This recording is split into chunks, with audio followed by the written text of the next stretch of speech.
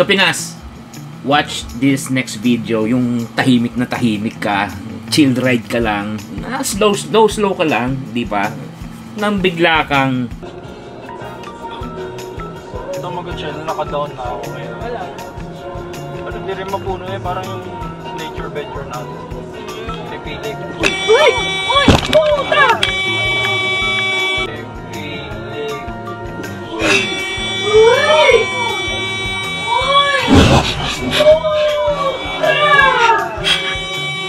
I repeat, kamote down. I repeat, kamote down. Shit.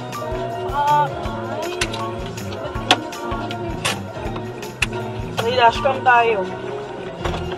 Hindi mo maintindihan kung talagang sinadya niyang nag-overtake sa curve line na double line pa na kulay dilaw or nag-overshoot. Hindi ko maintindihan dito sa dalawang rider na to eh.